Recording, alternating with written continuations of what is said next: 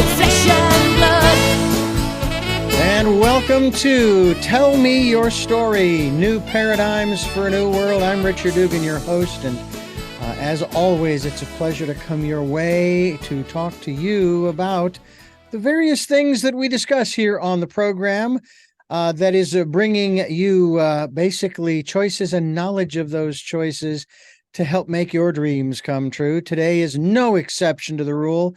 A little different on the same beaten path, if you will. We're going to talk about obviously a concern in the business world. We get all kinds of different reports about employment, unemployment, about people who, after the period of the last 3 years, I'm not going back into the office. I'm not going to do that. No. And employers are kind of forcing the hand, saying, no, we want 100% everybody back in the office. That's what we want. And okay, that's fine if that's what you want to do.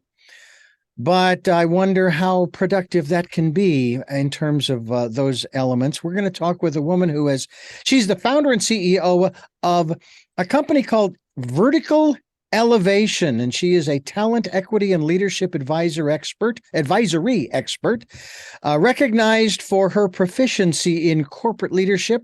Her name is Carol Schultz, and she has spent 3 decades helping executives gain clarity in their careers, make bold leadership moves, and create cultures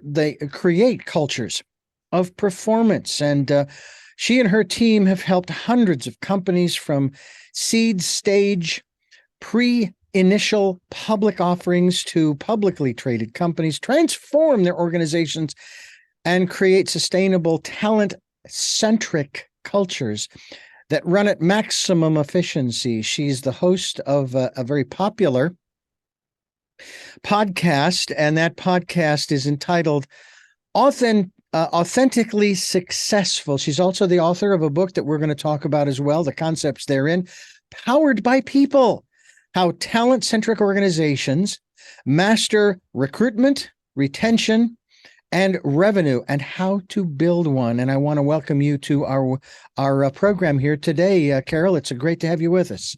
Good to be here, Richard. Thanks for having me. Now, I have often said first of all, I'm coming to you from California. Mm-hmm. When I first moved here and I started hearing all the moaning, groaning, and griping about the regulations, I'm going, what is your problem?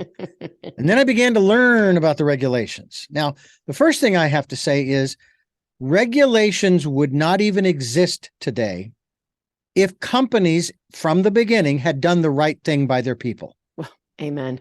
Child labor laws exist because we don't want children working in hazardous places.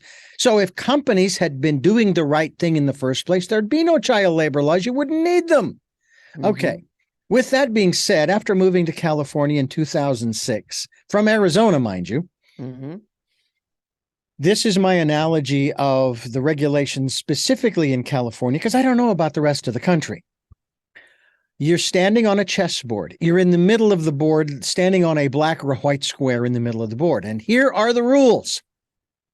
You can't go forward. You can't go backward. You can't go to the left, and you can't go to the right. And you can't move diagonally. There's one more rule. You can't stay there. That is kind of my observation of the way regulations, I would agree, have run amok. They've absolutely gone nuts, which has created not only problems for employers, companies, corporations, even small business, mom and pop businesses, but also for employees. And that there hasn't really been, though it does seem to be changing, and I want you to address this, there hasn't been the synergy between management and the worker, the company and the employees. And when I think about the CEOs getting these huge bump ups, I ask my first question is, what the hell did you do to earn a $1 million bonus this year? What did you do as opposed to all of the people who work at the bottom of your pyramid, if you will? They're the ones that made this money, this million you get to take home. Mm-hmm. Let's talk a little bit from that standpoint about how and again, this is what you're all about, how it is the people, the workers, who are the central focal point of any company. It's not the management or ownership. Correct. Yeah. So, this is something that, having gotten my start in 1992 as a professional headhunter, was I started learning how to be a professional headhunter. And then in 1998, starting my own training and development and coaching training. And in 2008, I had an epiphany one day when I got up and couldn't emotionally make it to my office. Like, this whole system is broken. What is wrong with it? Right. So without giving you that whole long story, I'm happy to talk about it if you want, but really what's at work here, what I determined was, what my hypothesis was that the entire system is broken. And I believe the problem is it starts at leadership, and leadership's not truly aligned. They're not aligned in their vision. They're not aligned in their business strategy. They're not aligned in how they communicate. They promote people. They don't give them leadership training and coaching. Those are two different things, training and coaching. And it affects everything down the food chain. So and the more I started thinking about it from at least the company standpoint, as you just put it, if you think of there's really a couple of different ways you can look at the company. Mm-hmm. You can look at it as if it's a car. Without all its parts, it won't run effectively. A flat tire can still drive down the road, but not for long, not very fast, and it's not going to be particularly effective at getting you from point A to point B. Mm-hmm. Right? Remove any particular part in the car, and this is what happens. So this is ultimately what companies, what it dawned on me to think of. Companies aren't actually looking at their employees as each and every one is a contributing factor to the success of the whole. Now, that said, somebody might look at sales and go, well, without salespeople, we don't generate revenue. All right. Without marketing, nobody knows who your company is.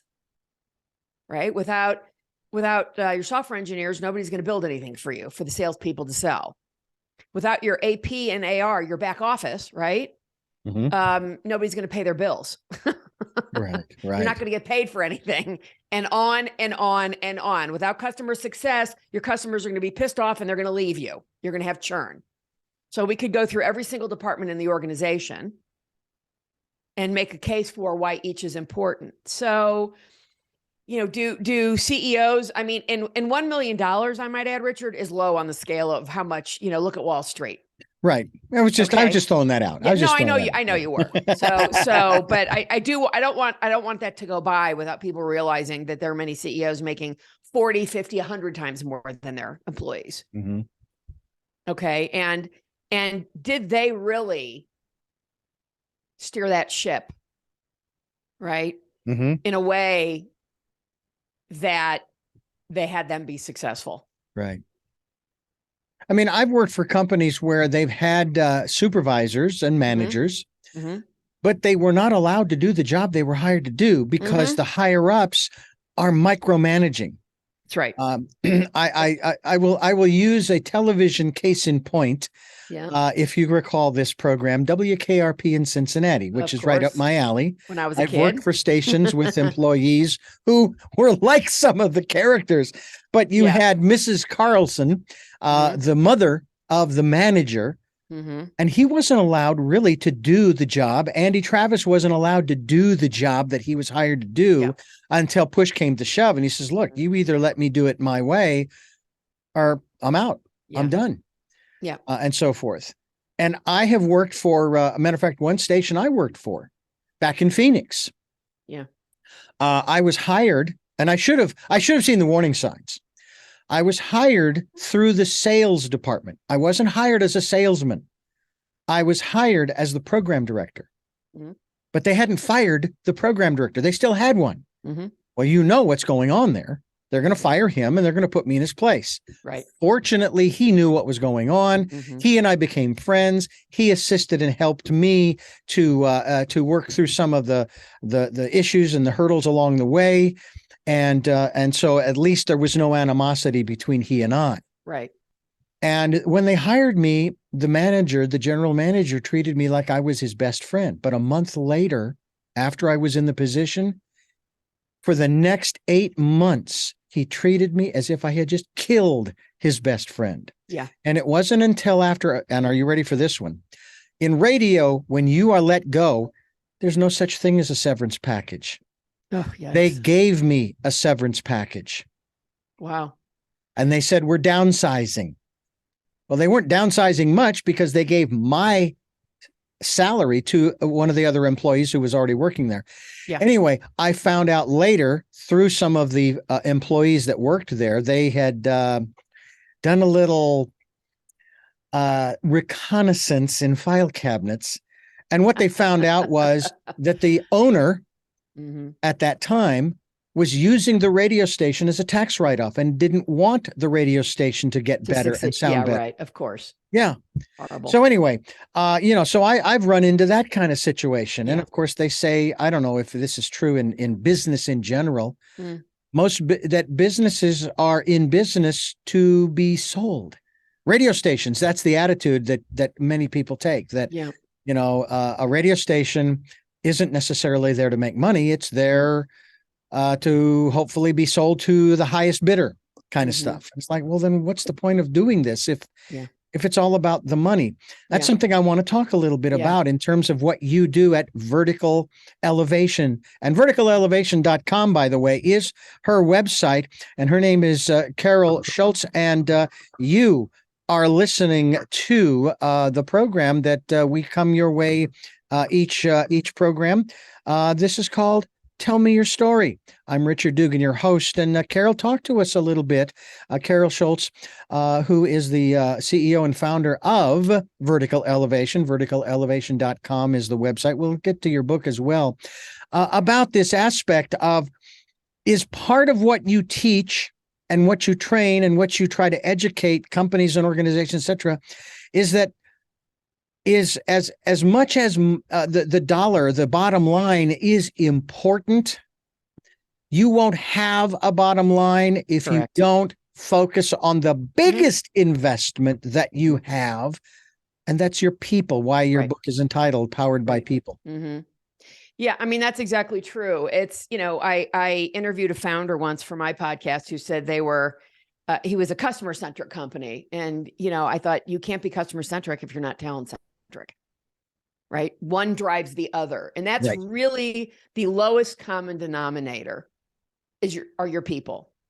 So if somebody is just going into business to make money, they're never going to be talent centric because they're not going to go about it that way. Right? It is sometimes I've talked to many founders who think they're talent centric. And they're doing, they're making a good effort to be that. So I don't want to say they're, a disaster, right? If I look at talent centricity on a scale of 1 to 10, 1 being that sweep rowing team, which is your leadership team, is sinking, you'd be at a 1. And if you're at a 10, you are winning every race you're in, right? Right. So I've yet to meet a 1 and I've yet to meet a 10. Companies are somewhere in the middle of that. Some are down well below 5 when maybe a new CEO takes over. And that's why there's been a change of control. And then you've got those that are higher up, closer to a 10, but numbers of founders that I talk to will think, yeah, we're really talent centric. Tell me why you think that is. And then when I go in and do discovery, right, which is a process where I interview everyone on the executive team. And then depending on the size of the executive team, I mean, I recently had a client who I not only interviewed the executive team, but I interviewed 3 people 1 level below that. and the chairman of the board. I always really, really encourage the founder and our founder CEO to include somebody on the board. And then I subsequently interviewed 2 other members of the board. Because if your board is not aligned, if you're not aligned with your board either, if there's a misalignment there, you're also going to find gaps in alignment. And it's inside of that report where, and the recommendations where the CEO can look at it and go, oh, so this is where the gaps are. It's not about making anyone wrong. You're doing a bad job. All we're doing is looking for where are the gaps in our alignment. Where are we all communicating the same way? When you have different generations of people, they may have to be communicated with in a different way. And it's not for me as your CEO to say, well, here's how I communicate. You have to deal with it. No. I have a Gen Z working for me, and she has a particular way that helps her work best. And we talked about it, and I have altered how I work with her to make it better for her to work. And that's what great leadership is. I'm not here breaking my arm, patting myself on the back, but that's what a great leader will do. Yeah. We'll look at each member of their team and say, how do I need to communicate with you most effectively so that you do your job, that you can do your job and that you're happy here and whatever that might be. There's a book I read years ago. It was actually on cassette tape. This was before Audibles. And the basic premise, and it was written by, I only say this because it's the only point of reference that I can give to it because I can't remember the title, written by an Israeli author. And it had to do with this kind of concept. And he told this story in the context of the book where there was this troop of Boy Scouts and they were going hiking and camping. And what he noticed as he was bringing up the rear, he was watching, and he noticed there were these gaps in the troop, big gaps here. And then some of them were really scrunched up together and having trouble walking because, and so on and so forth. And he's going, what is going on here? And so at first what he did was let's rearrange the crew here. You're going a little slow. We're going to go ahead and put you back here at the back. And that's not punishment. It's just, we want to keep this thing moving, and we want to keep everybody an equal distance apart, that kind of thing, so that nobody gets into anybody's way and no stumbling and so on and so forth. And of course, the person that they put in the back kept falling further and further behind. Okay, well, what's the deal here? Well, it turns out this one kid his pack was absolutely loaded. He was carrying so much weight. So he said, okay, hold it. Everybody stop. We're going to redistribute the weight on this kid, and we're going to, shift it around and so forth. They got back to walking and hiking, and now everybody's an equal distance. Everybody's keeping up. Everybody's moving forward. They're making good time and so forth. And that seems to me what you are talking about. And by the way, there's absolutely nothing wrong, in my opinion, with patting yourself on the back. Okay. I'm good at what I do. All right. That's about as far as I'm going to go. If somebody wants to compliment me, the only response that I should have and will have is thank you. Thank you. Yeah. Thank you very much. I appreciate that. Thank you. I used to go into explanation. Well, how I did. And it's like, no, shut up. Just shut up. That's right. Be thankful, be grateful. That's right. It's really important. I'm glad you brought that up. It's really important. I just want to touch on this to take the acknowledgement, right? Many years ago, when I was still doing search work full time, I frequently, there were 2 things I would hear from people. One is, you're the first recruiter I've ever returned a call to. And I'd ask them, and they usually tell me why that was. It's because of my approach with people on the, leaving messages. The other thing that was equally important, if not even more so important, I think, is, and I'm quoting here, I've told you things I never told a recruiter before.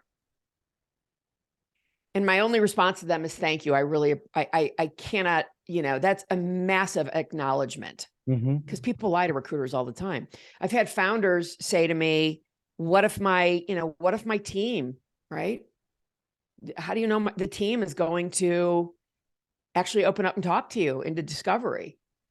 And I tell them this story. I said, because I heard this many times over my career, And people open up to me because I'm actually authentically interested in them. Mm-hmm.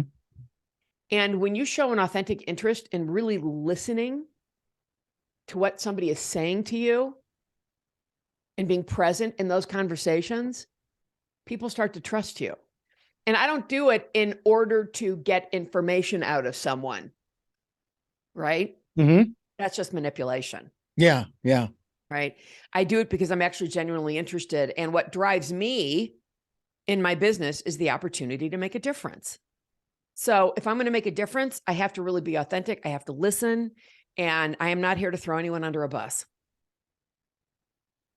Well, I will tell you that the position you take on all of this is the same that I have taken from almost the beginning of my career in this business. And I do want to talk about this, and that has to do with the word success, okay, and successful, and how that plays into all of this. But before we do that, I want to remind you folks that we are talking with Carol Schultz. She's the author of Powered by People. Verticalelevation.com is the website, and this is Tell Me Your Story. I'm Richard Dugan, your host, and it is really a pleasure to have Carol Schultz with us here, talking about not just her book, Powered by People, but also about these new, I'm going to call them new business concepts, new ways of running businesses. And here's where I've been doing this for over 40 years, okay? And I've been an operations manager at a number of different stations, supervised a number of people. But the biggest difference between me and most program directors or operations managers is I am doing the same job as the people that I am, quote unquote, supervising. I like to refer to it as that I'm working with. They're not working for me. I'm working with them. And this brings us to the word success. Now, first of all, I'm trying to get rid of the words success and failure. It's all about learning. You talk about you're not there to gather information. You're not there to punish anybody. You're there to learn about their company so that they in turn can learn how to better run the company, be more efficient, and so forth. But this is the philosophy I've lived by. You are an advertiser. You are a programmer on this radio station. You have your own podcast, which we'll talk about as well. And I'm your producer, let's just say. Guess what? I don't want to be successful. I want you to be successful because in turn, that makes me successful. Of course. Is that something that is difficult for some companies to understand, the higher ups, from that standpoint of their people who are the ones that are they're the arms and legs and feet and so forth. They're the mechanism that generates the revenue. Yeah. I think it is. I think, especially when you get into these mammoth publicly traded companies, companies I'm not interested in working with because they're ultimately never going to be talent-centric, I don't believe. They can pay millions of dollars and bring in one of the big three consulting firms. And I believe that those people will never be able to get them there. I think they want to maybe walk the walk, but when when the rubber meets the road, they're not going to make the changes necessary. I'd like to think I'm wrong about that, but until some mammoth company comes to me and shows me that they're really committed to this process, that's my stand on it. So ultimately, I think without alignment, CEOs are really not in tune. They often just listen to their leaders and hope that their leaders are bringing them the right information, right? I mean, I had somebody at IBM once say to me that he says, the IBM, the people at the top don't have a single clue about what's going on at the field level. None. They're all in their cushy jobs, making a lot of money. And they just don't know. I'm sure IBM's not the only company like that. Yeah. Right. And it is easier in a smaller company if you start building this earlier, but some companies aren't even, they're like, we're too busy. We don't have time for this. Okay, well, this will happen to you. And it's not a lot of money to spend and a lot of time to start to look at this and go, what do we need to close these gaps? Hmm. We're talking with Carol Schultz. She is the CEO and founder of Vertical Elevation. Verticalelevation.com is the website. Talk to me a little bit about this concept. When the CEO, the founder of Apple, died, my first thought was, and the vision of Apple just died with him, which means that Apple is not going to be the forerunner from this point forward, because unless, and it's unlikely, but unless somebody within that company has grasped his vision, there's no way it can continue in the same way, and so forth. Now, many people thought that, but that's including me. Yeah, but that's the other aspect of it in terms of a company and its vision. You started your own company, Vertical Elevation. Yeah. You're the CEO and the founder, and you had and have a vision. I'm curious as to the people that you have surrounded yourself with using these techniques. Have you found anyone, don't have to name anybody, but I'm curious if you found anybody who has grasped, I'll use the word, and has grokked, as you have, from Stranger in a Strange Land, your vision, to where if you said, you know what, I'm going to retire. Yes. You take over, because I would like to see, this is my legacy. This is my baby. I want to say, do you have anybody in your company right now that has grasped your vision? That I could groom to be me? Not yet. Okay. But that's on my to-do list, right? I mean, I'm not as big as Apple was when Steve Jobs chose Tim Cook to be his successor. Right. Right. So,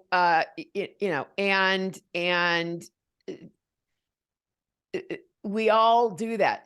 Succession planning isn't just at the CEO level or even at the executive suite. It's really all over the organization. Yeah. I mean, if my executive assistant quit tomorrow, I'd be in a world of hurt. But I ask her what she needs to keep her around. And same with anybody who works for me, really. So at some point, I really do need to think about bringing somebody in that will be the next me. Right.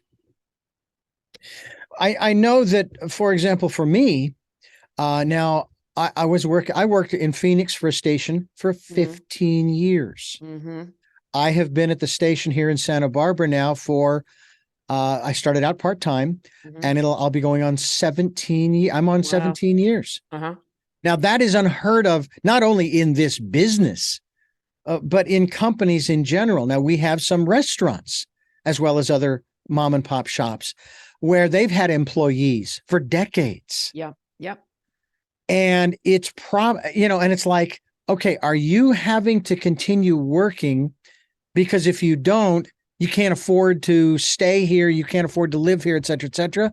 Or do you really like working there? Now, to that end, I want to bring up this point, 2008. We all know what happened in 2008. Hundreds of thousands of people were let go, right, from their various jobs, right? Do you know the first question that went through my mind? How many of those people hated their jobs? It really wasn't what they wanted to do.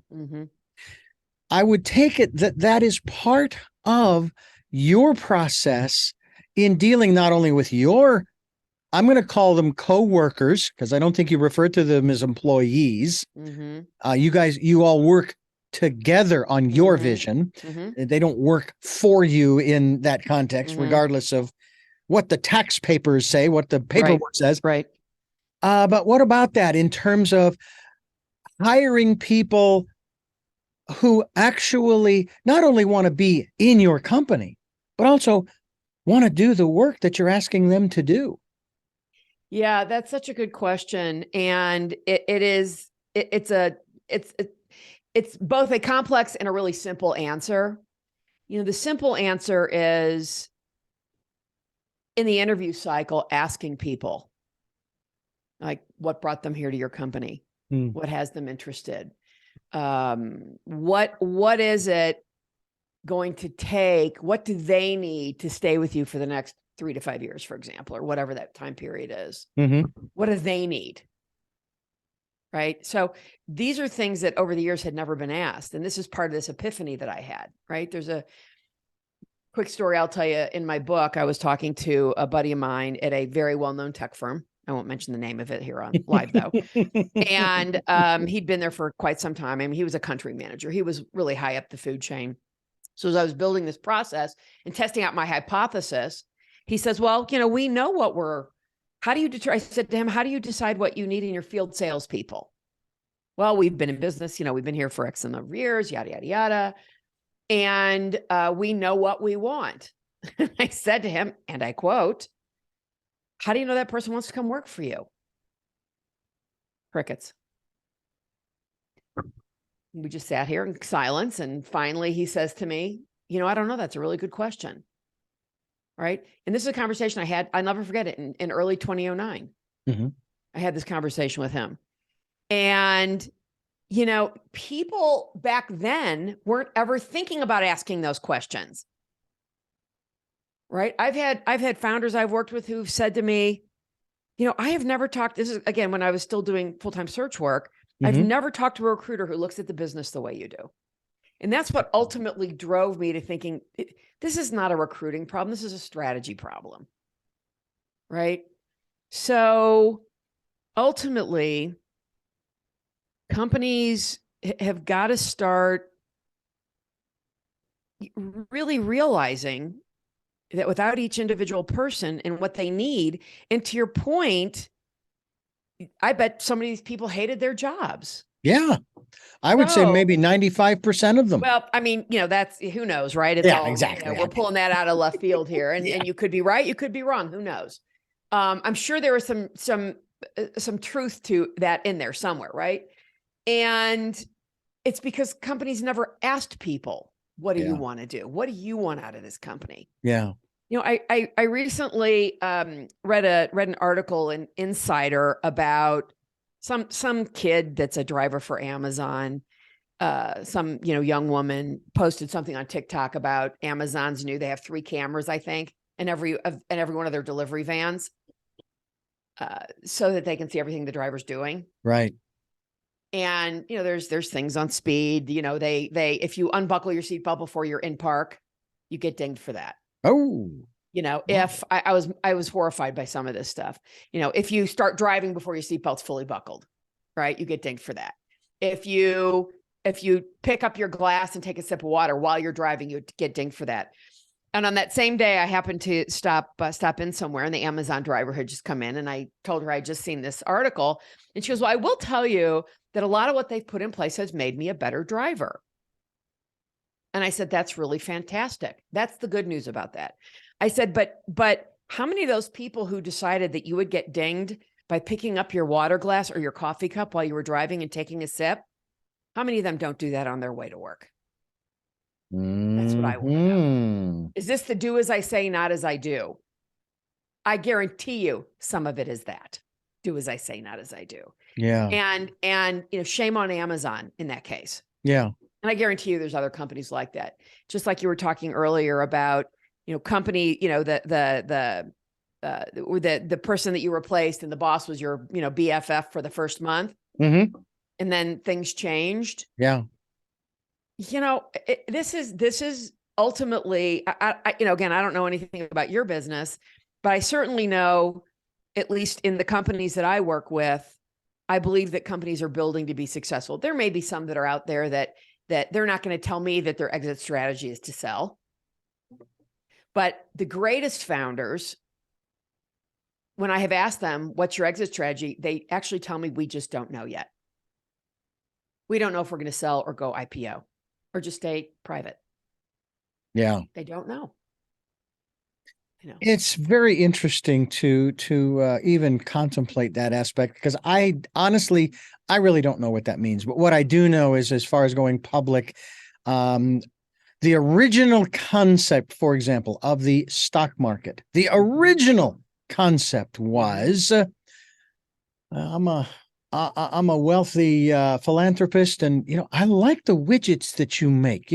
I'd like to help you out, and I'd like a little return on my investment. So I'm going to give you $100,000, and I'd like. I'm not going to be greedy here. I'll take 5%. Okay, right. I'll take 5%, and here's your 100,000, and let's do this thing. I'm going to be a silent partner in this respect. I'm not going to, because you're doing a great job. I like what you're doing. And now it's an ATM. That's all it is an ATM. They don't care about the companies that they're putting their money into. They don't. All they care about is their return. And the corporations are the same way with their, their board of directors or what have you, or their shareholders. Their shareholders, the same thing, I guess, that's all they care about, is making sure that the shareholders get their return. It's like, really? That's why you're in business? Right. Well, I think it's a double-edged sword, right? Mm-hmm. Because, listen, I have investments. And I have, people want to be able to make money, right? And that's one way to do it. But let's just call a spade here. The stock market is just gambling. It's legalized gambling. Yeah. That's really all it is. So I am always often mystified, when there was a run on Silicon Valley Bank and then the one in New York, that whole mess a few weeks back, people just freaking out. I'm like, what's the point of freaking out? I think, there's nothing I can do about it. When COVID hit in early 2020, when the market crashed, I'm like, I called the broker and I'm like, okay, time to put money into stuff. Yeah.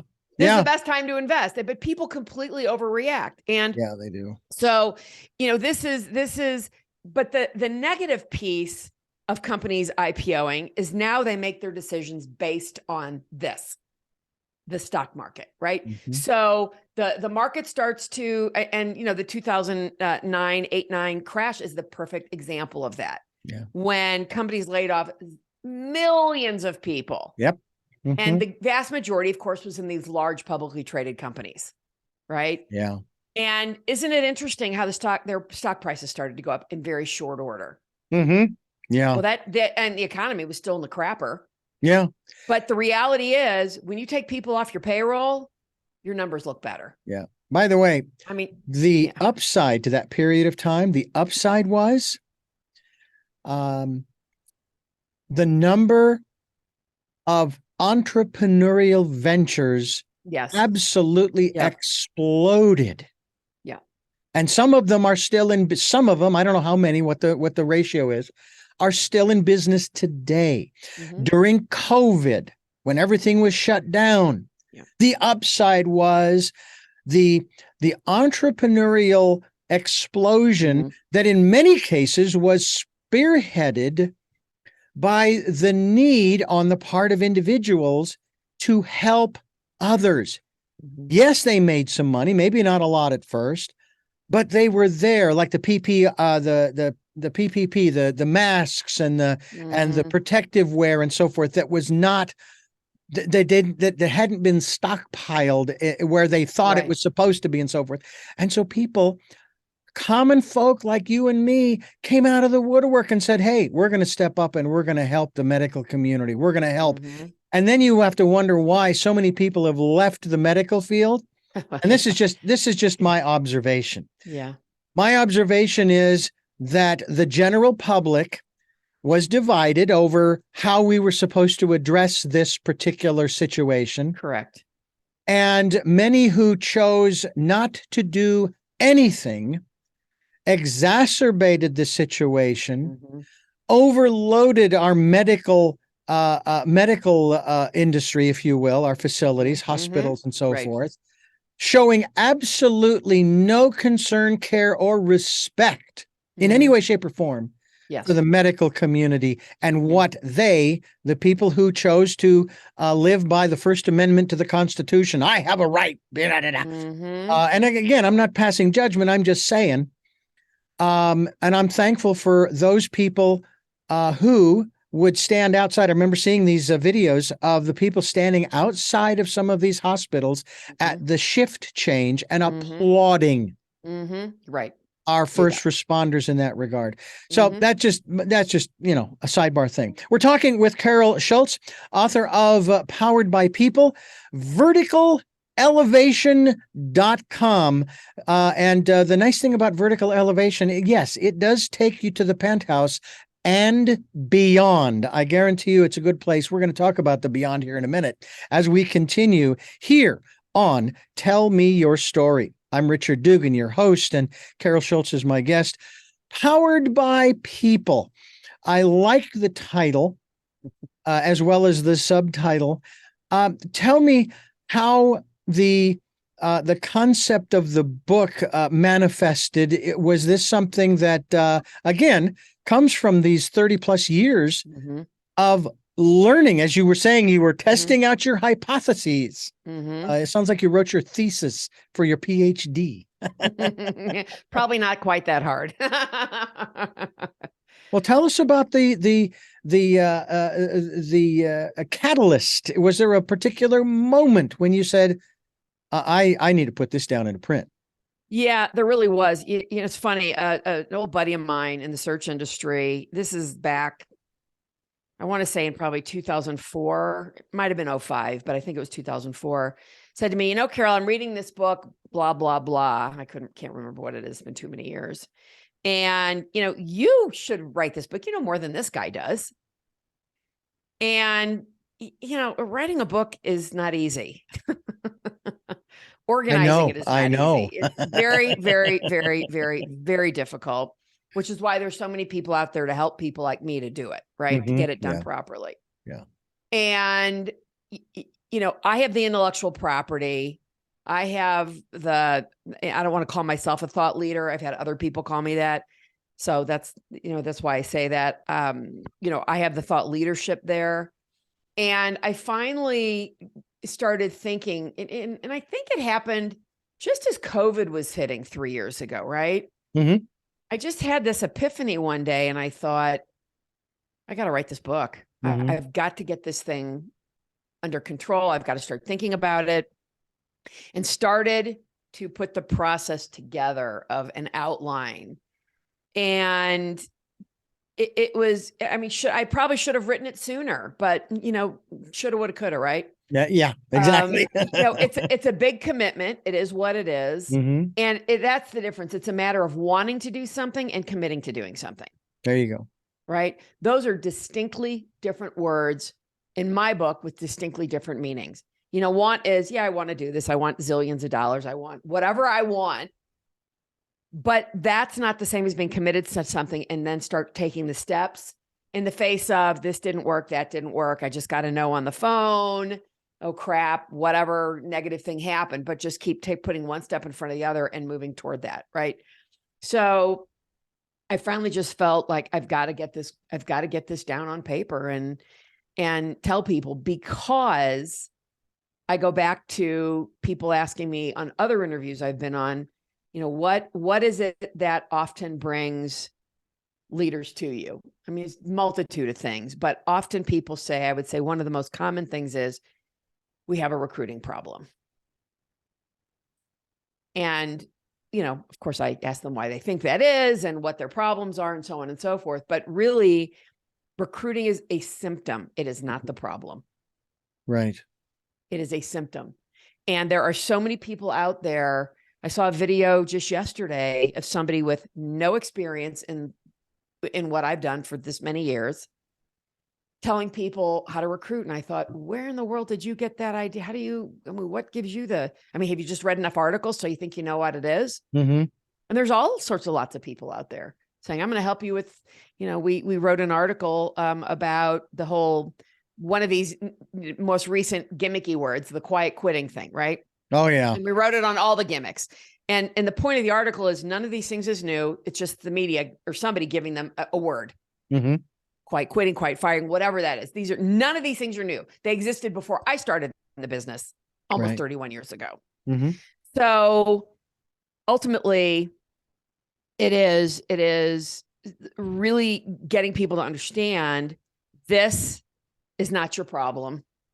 It's a symptom of your problem. That is not your problem. It's a symptom of the problem. Mm. It is very interesting to talk about these aspects of business. I will tell you that I had my own business. I was the only employee. I fired and rehired myself a number of times. And after the first year, I shut it down because I was completely unaware of the tax liability that I had just created for myself. I think it was the Schedule C that killed me.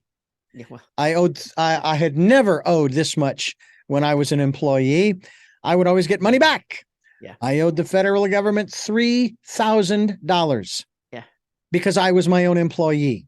Yeah. And I wasn't taking out FICA and all of that other stuff. And that's right. You get hit with double taxes. Oh my Lord. And I said, I am not going to be doing this. Self-employment tax. Yeah.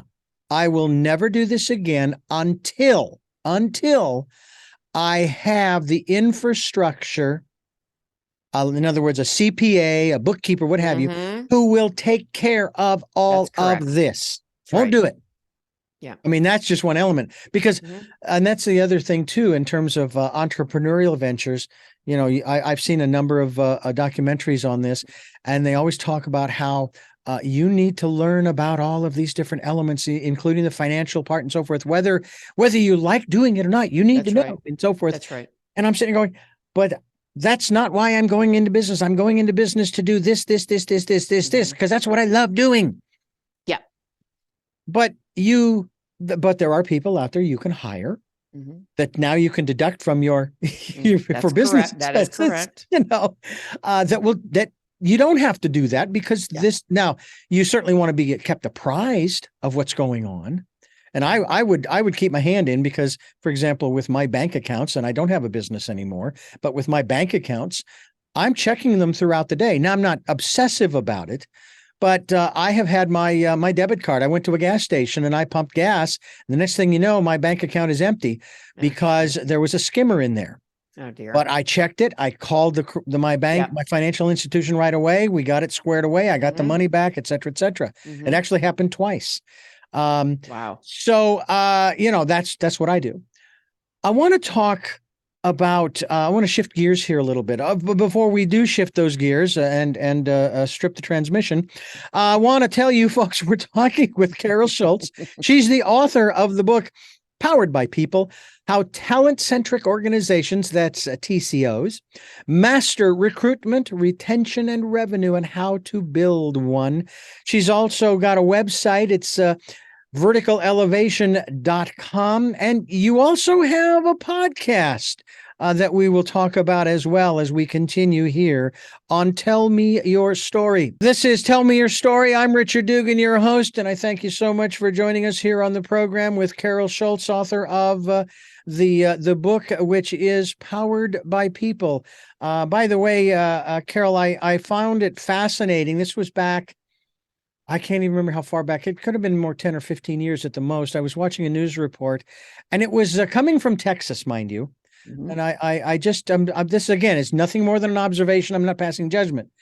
But this report had to do with the attitude of these Texas entrepreneurs, business owners, who were taking full 100% credit for their success. And they said, I did it. I did it all on my own. I did this all by myself. And I'm sitting there going, I don't know what Disneyland you're living in, but you're wrong. Right. I'll put it this way. I wouldn't be here talking to you right now and doing the things that I am doing if it hadn't been for the thousands of people that I have had in my life over the 44 or 45 years I've been doing this, including my parents and my brother and sisters.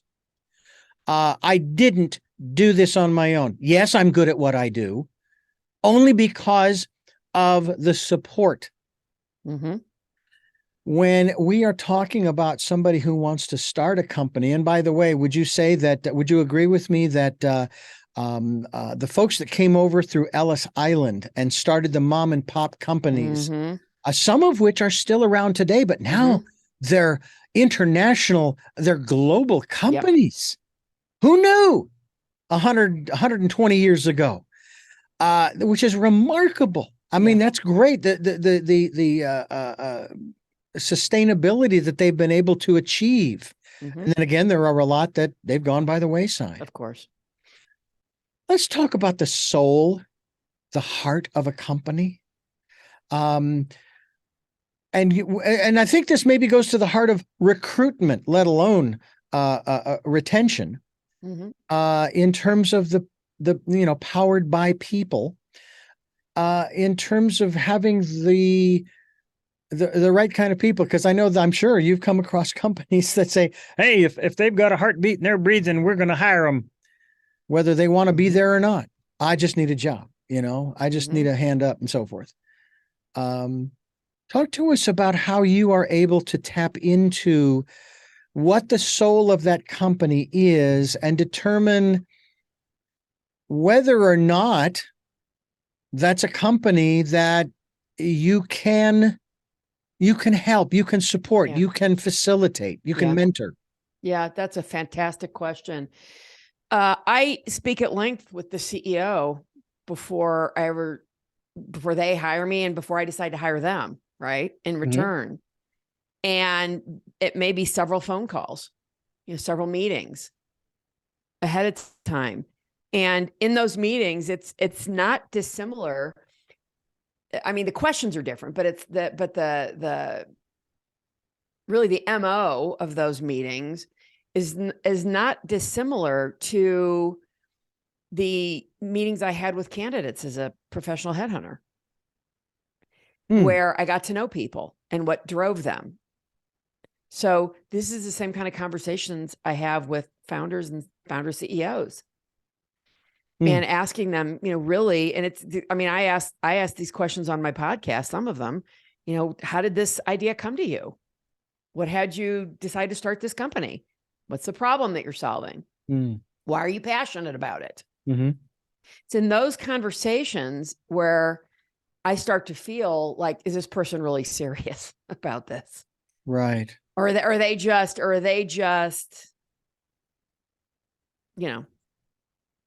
just playing around. Just playing around and making the moves. If I don't feel like they're really committed to the process, I don't care how much they want to pay me. I am not in. Yeah.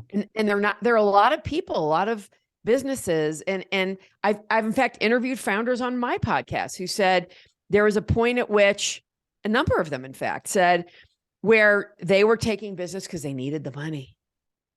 They didn't really want the job. They didn't really want to take this client on. But they did. And what they learned was not a good idea to do it that way. When you take on somebody that you really don't want to take on as a client and you're only doing it for the money, you are making a huge mistake. I've had plenty of people tell me, God, I don't know how you walked away from that, because I live by my integrity and my authenticity. If I don't do that, so I'm, little broker, or make a little bit less this month, but in the long run, it is a far better strategy. I've had a client or two like that I went ahead and I took the job thinking, okay, short-term thing, no big deal. I'll get a few dollars here and there and it'll be good, and I'll learn some things and to pick up some techniques and da-da-da-da-da-da. And I'm a month in and I'm going, what the hell was I thinking? I got to get the hell out of this. I want to talk to you about a principle that my second general manager at my second station, which was the one I was at for 15 years, that he basically lived by. He even named it. And he said, this is what he lives by. The law of diminishing returns. And for those who don't know what that is, don't put out any more than you expect back. Now, case in point, had a client come in. He wanted to do a program. He had all of these reel-to-reels. He wanted to have them combined into, I think they each was 15 minutes long, sermons or whatever. This was a religious station I was working for back in Phoenix for 15 years. And he wanted to have them combined so that he would have these 30-minute shows for the radio. But I mean, he had, I don't know, 100, 150 of these reels. Mhm. And the problem was that when you put them up on the machine, up on the reel-to-reel, they would squeak. Well, what that meant was that the lubricant that was normally on there had dried out. So I had to come up with a way to re-lubricate these reels, the tape, without destroying it and getting the information off of them and so forth, which I did. I figured it out. And I produced up, however many tapes that I produced up, how many programs. The guy was on the air for, I think, 6 weeks. I finished the project, had all of the programs ready to go, and then he canceled. And my boss was not too happy about that because of all of the time and energy. Mm-hmm. And I'm sitting here, and I don't remember if I shared this with him, but it was in my mind. I said, well, wait a minute. No, that wasn't a bad thing. We didn't lose anything, really. Because guess what? This minister, this pastor, this layperson, whatever his title is, he is walking away from this radio station with a good taste in his mouth, a good word to say about us. Mm-hmm. This is what we did for him. And he's going to basically spread the word that, hey, this radio station, boy, they went above and beyond the call of duty to help me out. Talk to me about companies that live by that principle of the law of diminishing returns, and are many of them still around? Can they really be successful? Can they really thrive and continue to provide the products and services they claim they want to provide? Well, yes is the answer, but the caveat for that is they'll never be as successful as they could be. I mean, I think it's really simple, right? It's the same thing as people saying, "Oh, yeah, we don't need, what she's selling. We don't need to do that. We're successful." Well, and they may very well be successful, but how much more successful could they be? Yeah. And that I think, they're looking at in a glass half empty way. Yeah. Or, what do we need with this? Right. Mm-hmm. Mm-hmm. It's those who really want to build an extraordinary company are the ones that come to me. Yeah. And it doesn't mean they're going to, I did a recent project and the founder said to me, this is where, financially, this is where we want to be in 1 year, by between now and 2025, right? This growth every year, I think it was a 30% growth year over year. And she said, but with the current team, that's not going to happen. Right. So she said this. The CEO said this. Oh, wow. Yes. Wow. The founder. Yeah. And she realized that she needs 2 more people on her executive team and some other things like that. And really, that's what separates the good from the great. Somebody like this founder who is working her hiney off 85 hours a week, would like to be working a little bit less. Mm-hmm. And having the right support will give her that opportunity to work a little bit less and to put her genius to work where it needs to be. Right. Is this issue you deal with through both the presentation of the book Powered by People and Vertical elevation.com? Is this strictly a Western/US issue challenge, or is this global? I'm sure it's global. It has to be global. All right. What about, because you mentioned this gal wants, she'd like to have a little more time off. Well, other countries and their companies, I often hear Europe is the example. Yeah, right. With all the time they get off. Like 8 weeks a year or something. Of course, I don't know what. Yeah, exactly. Of course, I don't know what their level of productivity is. I don't know what their success rate is. I don't have those statistics, because unfortunately, our news media in this country, our financial reports, they don't do any conversation about that, let alone comparison between the European market and the American market. It's all us. It's it's all about us. It's all about us. Right. That would be an interesting conversation to have. And of course, we have these other large countries. By the way, I did an interesting search not long ago in terms of population. Of course, China's at the top, has the largest population, followed by India. I was absolutely blown away by who comes in third. It's the US. Only China has over 1 billion. India has over 1 billion. And we don't even have 350 million or we something. don't even like have that. half. Yeah. Right. We don't even have 500 million, 300. Yeah. And that number has pretty much stayed there. Even when I was even in the 70s, it might've been 320, but it's like, what's happened to our population? And that's another question I've got for you in regards to not only recruitment, but and retention. But we just went through a horrific 3 years. We lost in this country at last count over 1 million people. Now, I don't know what the statistics are on how many of them were working class people who had jobs as opposed to retirees and children. But we lost quite a part of the workforce. But then we also lost a big part of the workforce because they said, I'm not going back. Of course, I asked the question, how are you maintaining your livelihood if you don't have some form of work? And I don't know what the entrepreneurial statistics are right now. If maybe that's what they did. They went into some self-employed kind of status. But isn't that part of the problem in terms of more jobs than there are people to take them? That yes, we've lost human beings through these two avenues, if you will, the deaths and then the I'm not going back. Yeah. How do you address that if the crop of potential employees has fallen? Yeah. I don't know what the stats are. Boy, how do you find the cream of the crop if that's what you want for this company? It's hard. And it is not about putting somebody behind a desk that doesn't understand what it is to be a professional headhunter, which is what most companies do. They just put some kid behind a desk that they've had job after job after job and call them a recruiter. Right.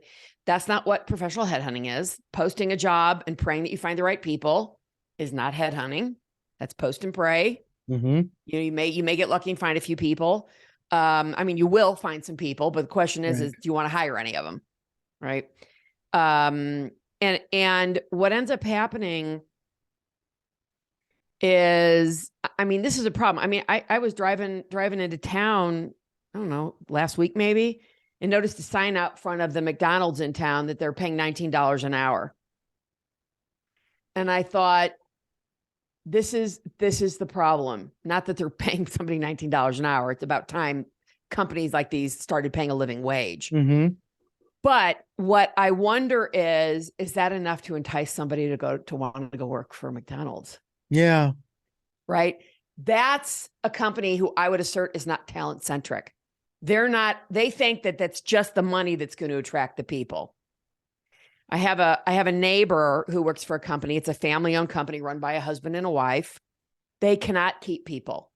One, they don't want to spend money to have somebody actually go find them the right people. They have people that sign up for interviews. This even happened at my club where they were looking, during the pandemic, they couldn't find wait staff. They'd find somebody that they loved and they would never come back for the next interview.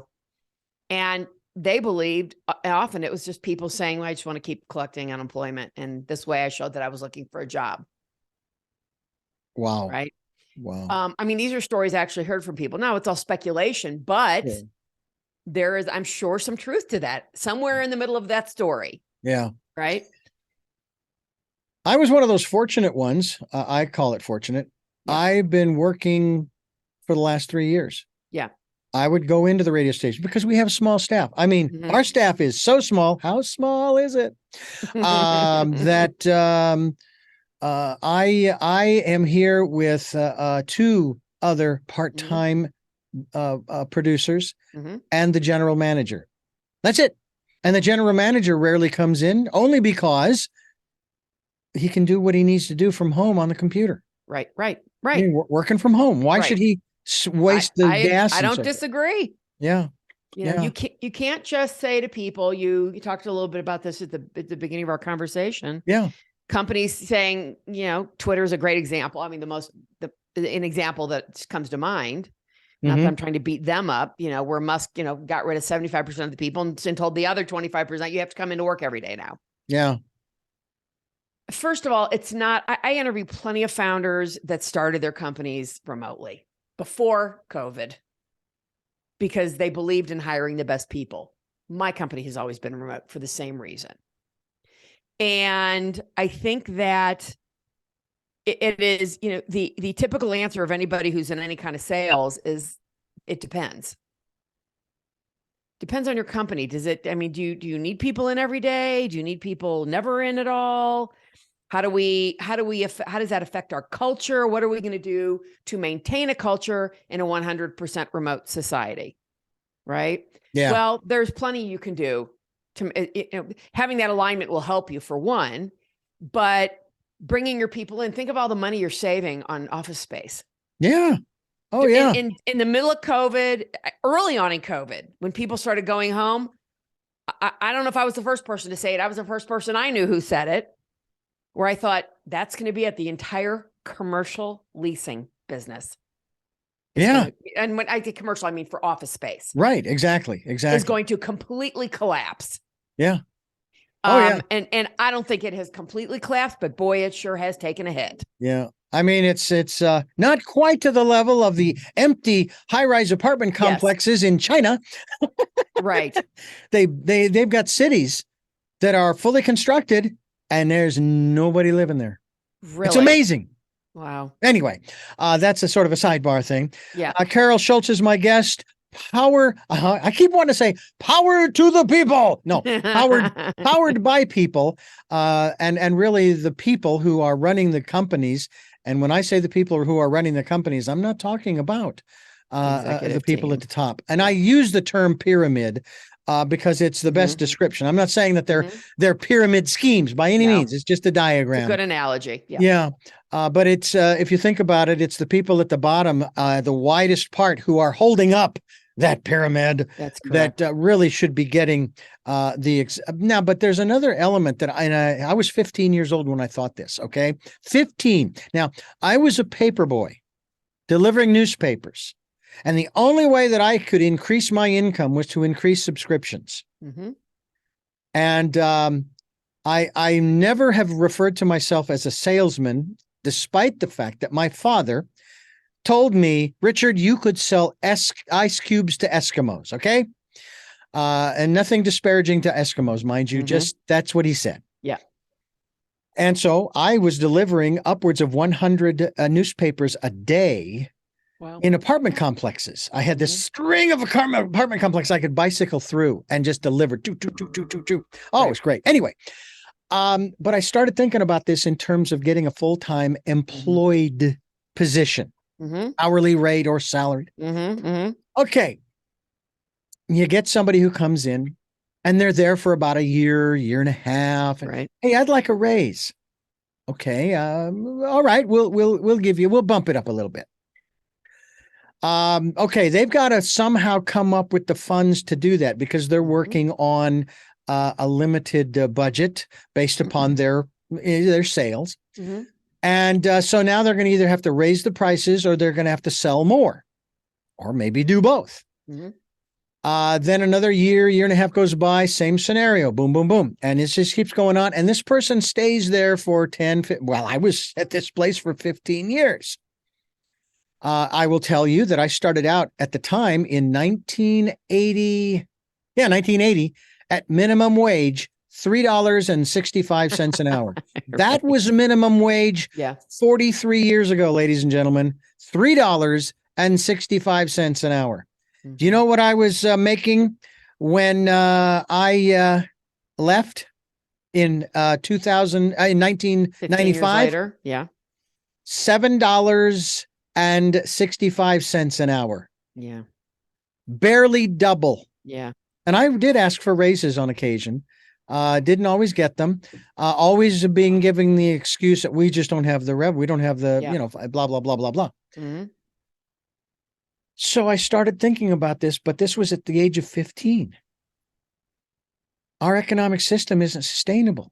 If you've got somebody working at a company for 3, 5, 10, 15, and we had at that time people working. My dad, I think, worked for a printing company, printing checks, ladies and gentlemen, for I think a good 20 years. I don't know what he was making or how much his salary or his hourly increased each year. But I thought, this can't go on, because let's just say that person wants to go to another company and they were making, just say, $10 an hour. Well, they want to at least make that much at the new company. And then the cycle starts all over again. Where are you going to come up with the money? So when we see the minimum wage going up, $15, $16, $17, whatever it is these days in different states and across and nationally. And it's like, you can't sustain this. There is something fundamentally wrong with this system. And then there's another part of it too that's dealing with greed, but that's a whole nother subject. Right. Yes, it is. That's a whole so how is a company supposed to address the economics of keeping people, when again, I'm going to say the perception is that you just don't have the revenue. But you want the best people and you want to pay them, what they're worth, kind of thing. That seems to me almost a paradox or catch-22. It's a great point, and it's incredibly challenging. And that's really listen, nobody's bills are going down. No. Right. My gas bill has gone up. I almost had a stroke at the end of the year when I looked at from November of 21 to November of 22, my utility bill more than doubled my gas bill. Whoa. Now, by the way, I wasn't using twice as much gas. Okay. Right. So that's a reality for people. Gas has doubled in cost, right? From what it probably should be. Yeah. And all that causes everything else to go up. And when I say gas, I mean, automobile fuel. Right. And of course, natural gas has gone up as well. Sure. And as has electricity and so on and so forth. So that then drives everything, all the prices higher. So, the question is that's just a reality. This is going up. So my expenses are going up. So I need to make more money to get those bills paid. So, Mr. Manager, I need a raise. So it is a complicated cycle. And to my point about putting out a sign out in front of McDonald's saying we're paying $19 an hour isn't enough. First of all, it's not going to get you the right people. You may get a few of the right people.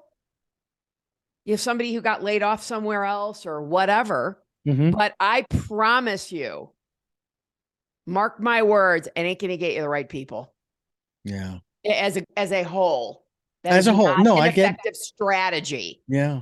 Okay. The signs at the supermarket, we're hiring, and then the litany of departments that they're hiring in.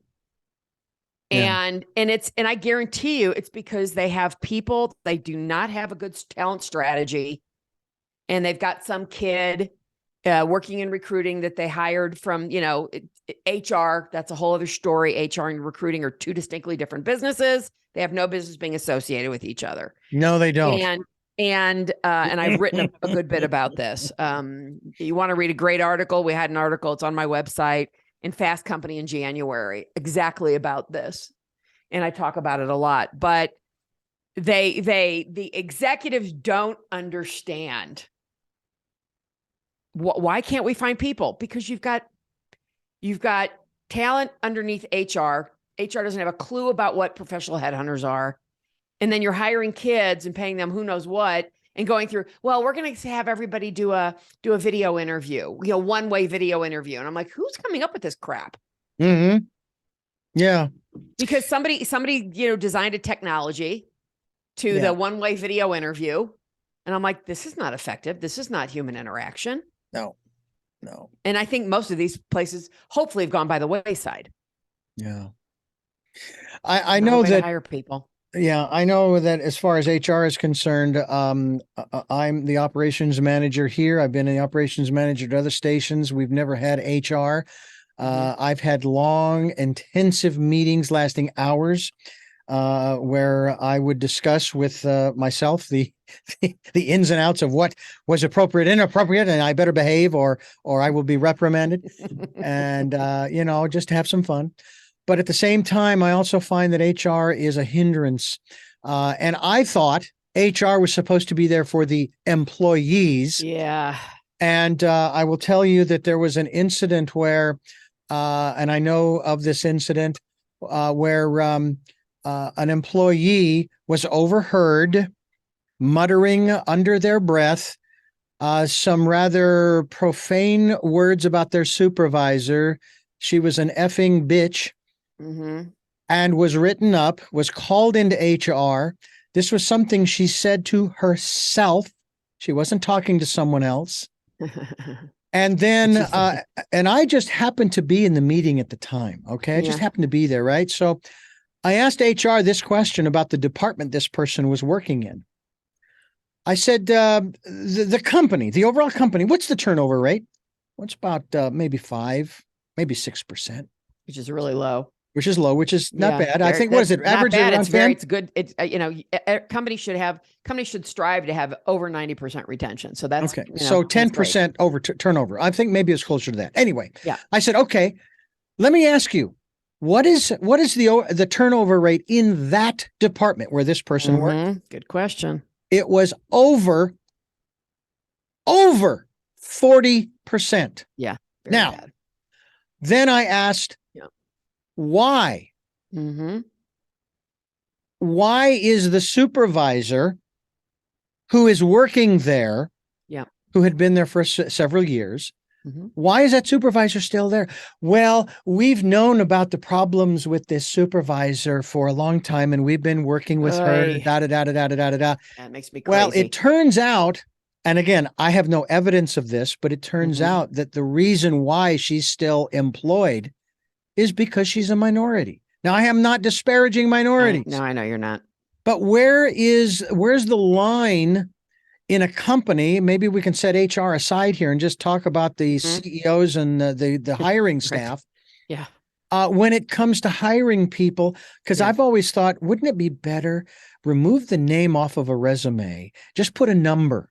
All right. You don't get to know the sex or the age or any of that. Let's just do a number. And then instead of a video, we'll just do a phone interview where you can't see the person. Yeah, you hear the voice. You might be able to tell it's male or female. Yeah, well, right. And then race. But it's like, I lean towards hiring women at the station I was at for 15 years, because the guys were so freaking egotistical. I'm in radio and I can be a bit, it's like, I don't want you here. But I've actually hired some not so bright women. I had one gal I hired, thought she was ready to go. She destroyed an entire 8-hour shift of programming that we had to credit. And I had to let her go. I didn't have any choice, because she told me she was ready. I watched her, supervised her. She was ready, but then she just fell apart when she was soloing. And that's too bad. I hope she went on to do greater things. I didn't want to, I wasn't mean or anything. It's like, it's like I don't know if I shared this at the beginning. I have a technique of training people, and I show them how I do it. And then I tell them, I say, I'm going to show you how I do it. And I'm going to tell you the result we want. And then when I set you free, I don't care if you do it standing on your head. Okay. As long as you get the result that we want. That's right. And because everybody's got their own style. Do you think, is that something that's part of the nomenclature within companies, or is it's got to be done this way, or you can't work here? It depends on the company. Okay. There's my it depends answer. Yeah. Right. So it absolutely depends on the company. I can't tell you the numbers of founders I've spoken to that have said, hey, you know what? I give them the rope to hang themselves. Yeah. That's how people learn. Right. True. And however, you can't just, if you're hiring somebody that needs training, you have to train that person. You can't just let them go because they're going to be a shit show. Yeah. And I think that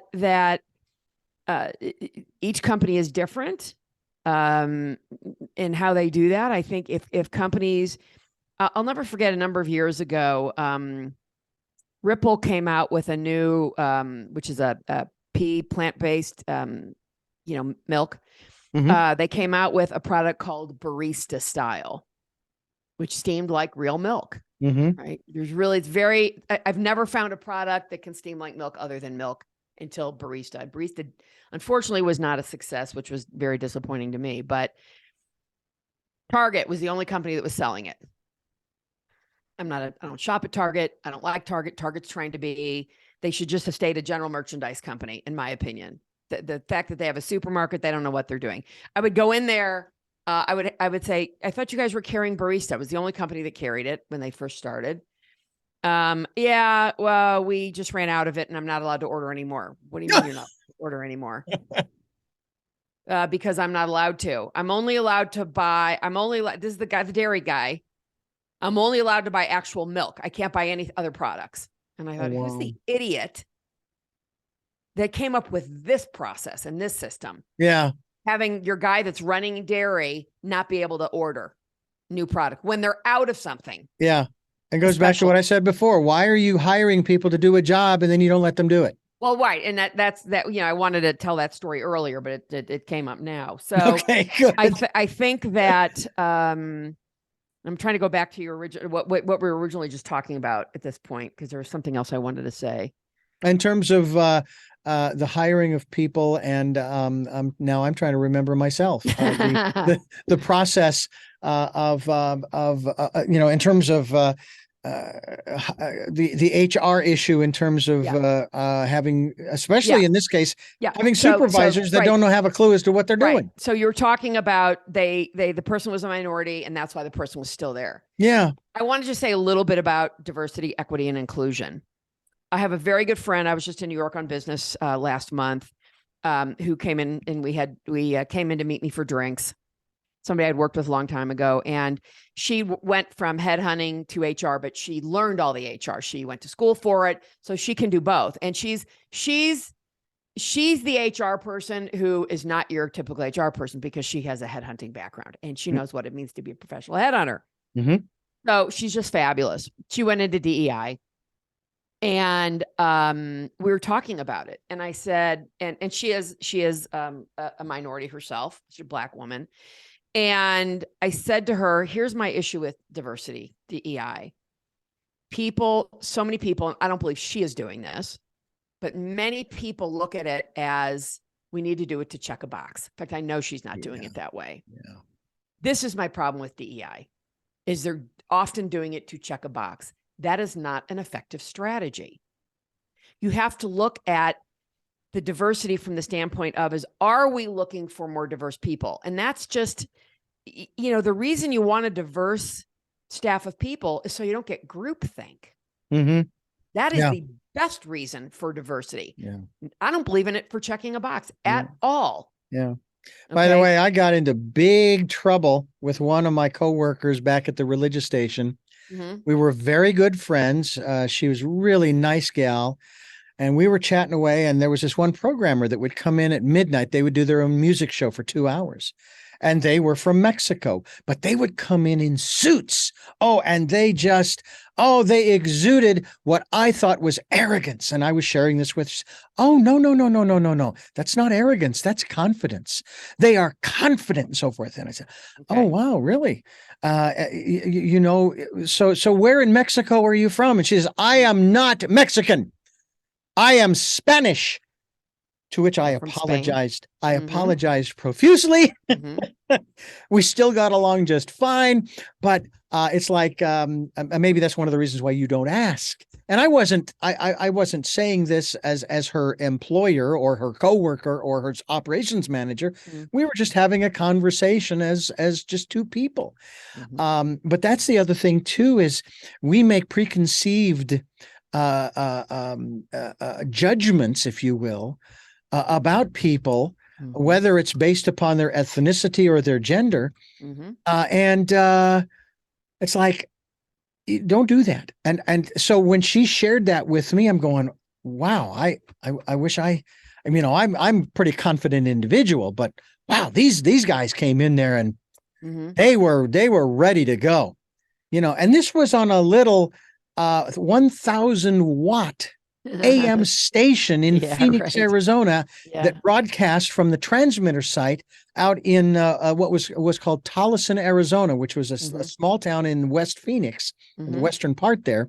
And it was it was on 7 acres where the tower was, and transmitter, just right along the Southern Pacific Railroad tracks.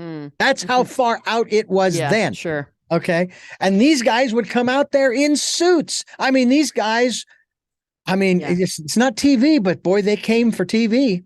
That's what it looked like. Or maybe they just came from the TV station. I don't know.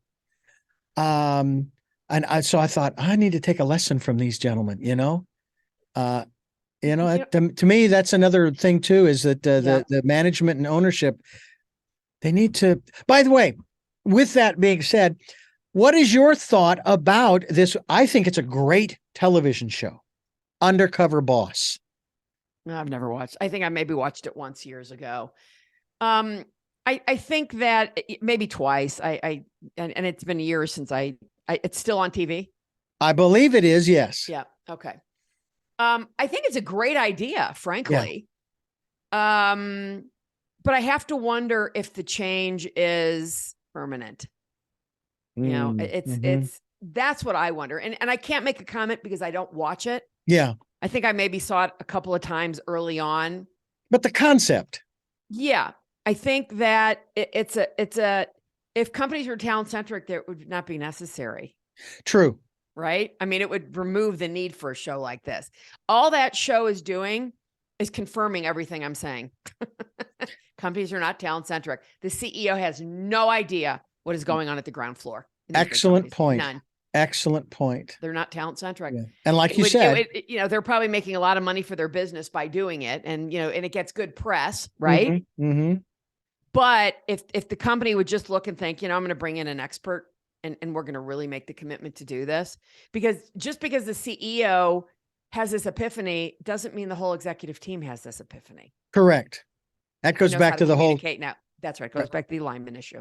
Well, the alignment, but also to the vision issue. Yeah. Right. If your executive board does not have your vision, how can they really know what it is that you want to do? Well, as the founder, that's true. But as a CEO, and you've just now replaced the last CEO, it's not about my vision coming in. It's not about my vision having everybody say, okay, Carol, this is how, we're going to do it this way. We're going to do it your way. It's a matter of sitting down with people and saying, this is what my vision. What are your thoughts? Interesting. No wrong answers. Right. Powered by people. That's the title of the book. And verticalelevation.com is the website. It's also vertical.com, the name of the company, of which Carol Schultz is the CEO and the founder thereof. You also have someone else that works with you, your partner in this endeavor. Does she share your vision as well? Well, yeah. I mean, she does. She does not, she's not side by side with me full time. I would like to have a partner that was side by side with me full time, and that will happen when I find the right person to do that. It's not that she's not the right person to do that. She's just got other things going on that she wants to focus on, and that's fine. And at some point I will have to bring someone in who's a side by side partner with me. And I have a couple of people in mind for that. Do your thoughts ever go to that point where you say, I'm going to turn the reins over to someone else. And I hope that this will continue on for another 50 or 100 years kind of thing. Although, and that's probably not likely, because if that were true, then regulations would actually have an impact on companies and they would do the right thing, that your company could put itself out of business, but it's very unlikely that that's the case, because human nature being what it is. Yeah, it's not going to happen. And by the way, hope is not an effective strategy, Richard. Okay. if I'm going to, and I've thought about that. So what do I do? Do I look to sell the company? And then, when I retire, or do I look to actually build something that carries on?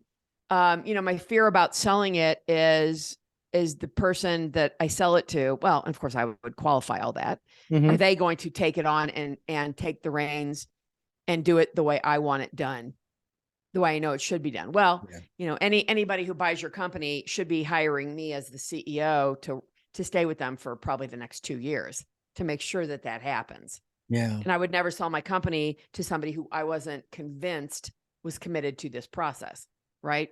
Yeah. So the only other option is, do I then just close my doors, or do I, again, bring in a partner? That's really the logical thing for me to do. Bring in somebody who is going to sit side by side with me and really take this and continue along the process with it. Now, I have this question. I want to keep it as apolitical as I possibly can. I don't want to get into the political realm here, but I have to ask this question because I've asked this of other local business owners. We had a president, the 45th president of the United States, exhibited a particular personality. That's what I want to speak to, is the personality. A way of speaking, a way of talking to people, and so forth and so on. And I would ask the question, setting aside all politics, if you had either a recruit, let alone an employee, who exhibited that kind of personality and behavior, would you hire, let alone keep them on? Not in a million years. And they would say no. And then I would say, because usually these business owners were supporters of the 45th president, I say, then why would you want this person in the top job in the land? I don't understand. And again, this has nothing to do with politics. Right. Now, I know there's no constitutional element of, a character check, kind of thing. But it just seems to me that you want people in your company that you can communicate with, who are willing to at least listen, if not understand what it is that you're asking them, and to be able to have some kind of a coherent and constructive conversation and dialogue. Yeah. I would say the only thing I would say about politics, regardless of the 45th president, is that, and I've had that conversation with people. So if your children lied on a regular basis, what would you do about that? Yeah. And it's a very different answer than why would you hire somebody to run the country that's, I believe, a pathological liar? Yeah. So it's curious. And I think the issue is that politicians on both sides lie. And I have to wonder who seeks the presidency. What kind of a person seeks the presidency?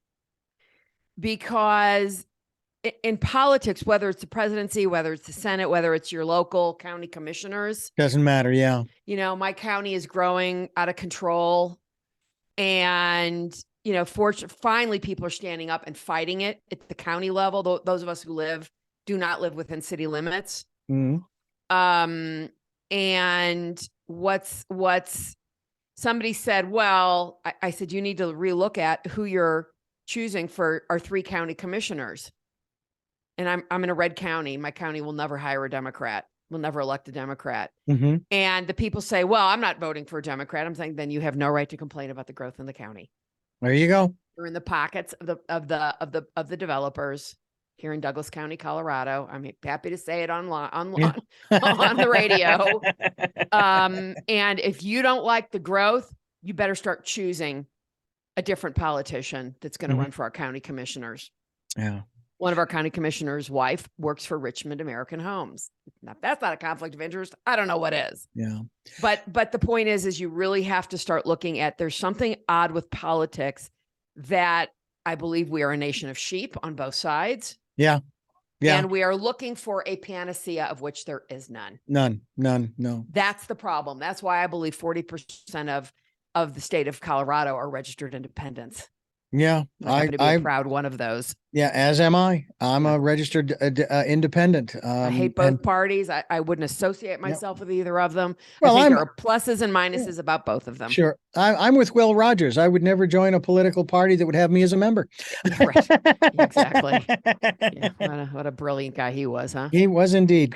Carol Schultz, my guest. The book is Powered by People. The website is verticalelevation.com. And you, my folks, my friends, my listeners, are listening to and watching Tell Me Your Story. I'm Richard Dugan, your host. And Carol, I want to thank you so much for joining us here on the program. This has just been fascinating because we did get into the area I wanted to make sure we touched on, and that was the soul of a company and your gut feeling in that regard. It's one of the areas we talk about in terms of even using your own intuition as a CEO as well as the founder to decide which companies you're going to deal with and which ones you're not, which ones you think are going to listen to and hopefully heed your advice or at least consider it. You remind me a little bit of Kitchen Nightmares with what the heck is the chef's name now? I can't remember his name now. British well-known chef. Ramsay? Anyway, Graham. Ramsay? I'm sorry. Gordon Ramsay. Thank you. Ramsay. I don't watch the show, but you're describing who I thought that was. That's the name. Yes. Yeah. And he will be called by the restaurant owners saying, we got some real problems here. We need your help. Then when he gets there and he does his evaluation, and then he starts looking around and looking at things, and then he starts advising them on ways to improve their restaurant, they get angry and they are ready to throw him out and maybe burn the place to the ground. And so it's like, wait a minute. You called him. Right. Well, this is and TV they call for you. you. Do you run into that blockade sometimes? Well, yeah, like I said, it's not just me selling, asking the right questions to determine, is this a fit? They've got to want to hire me, but I have to want to hire them. Right. And I've never watched any of Gordon Ramsay's shows. I don't watch reality TV, but I get the premise of it, and it's to basically gin up the base, right? Sure. Yeah, whether it's politics or other reality TV, and I think that's really what politics is reality TV. It is, yes. In many ways. And then the question becomes, he's on TV making a lot of money, and they're saying, yeah, sure, come on in. It's not good TV if everybody says, oh yeah, you're right, let's do it that way. Right. It doesn't make for good TV. Sure. And I get that because if it didn't like the Real Housewives or any of that nonsense. That exactly. Like, if there wasn't the drama, there wasn't the conflict, nobody would watch. That's like I use the example of Batman versus Superman, the movie. Yeah. And of course, at the beginning, something happens, has to do with I don't know if it's Superman's or Batman's mother. And so for the entire movie, they're fighting it out. At the end of the spoiler alert, ladies and gentlemen, spoiler alert. At the end of the movie, they stand there exhausted and they start talking. They start talking and they begin to realize, oh, I see. You didn't say this or you didn't do that or it wasn't. And of course, it would make for a very boring. It would be 15 minutes long. And it wouldn't sell many tickets. So you want the drama, but it's like, this is the problem that we have today that whether it's in business or otherwise, that we won't sit and talk and listen. Yes. And You're listen. Right. Yeah. You're exactly right. I mean, this is a huge problem in this country. People with opposing opinions cannot have a conversation anymore. Yeah. That's again a separate show. It's really a problem. Yeah. My best girlfriend from Jersey reached out to me last night and she said, I think we should start a podcast. I'm like I need another podcast or one more thing to do. But she said we have different political opinions. We're different religions. Yet we have been friends for probably close to 30 years and we can have these conversations without anybody getting offended. Yeah. Yeah. But I think it's a rarity anymore. Well, I know and my goal is, in working with companies, you have people of different races, different religions, different political affiliations, and you have to the one thing we didn't talk about that I do want to say before we finish Please up go here ahead. Yes. is the importance of a culture of feedback in a company.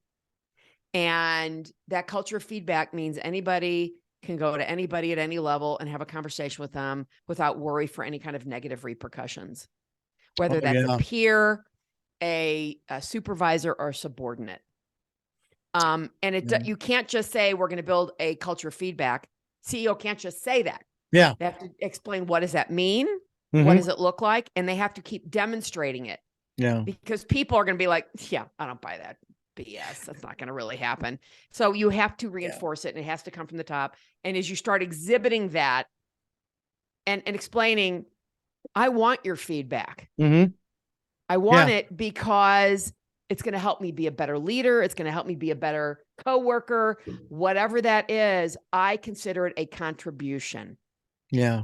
When you start to exhibit that actual behavior, you start to build a culture of feedback. And that's what we no longer have in this country, is a culture of feedback. It's well, I can certainly tell you that the first radio station I ever worked at, we had that, because the general manager did not know. And of course, I was just learning. I mean, this industry was new to me, but I knew enough but I was still learning. And so she would come to us, and that's one thing I love, is that I had a female general manager, my very first one. I'm greatly appreciative of all that she taught me, but the fact that she was there to do that. Second general manager at the religious station, no, he knew better than I, even though he never had done pretty much anything that we'd done. Yeah, my point with HR and talent, same thing. Well, and my current general manager recognizes, acknowledges, and touts the fact that he doesn't know and doesn't want to know. That's why I'm in the position I'm in. Right. But we will have conversations where I will offer my opinion on something, and he will say, well, that won't work because, and then he will share with me from his vast knowledge and experience why that won't work. And I'm not just going to sit there going, oh, my idea is better, I'm just going to ignore it. No. I sit there and I listen to him. I mean, he's only 10 or 11 years older than me, that's not much. And besides, we're a team. We're working together to keep this thing going and all this kind of good stuff. So I really do my best to keep an open mind and an open ear to our conversations. And it's worked. We've been doing it for, like I said, for 17 years. It's amazing. We haven't killed each other. And I would say that in addition to working well together, we're good friends as well. So I think that's a good thing.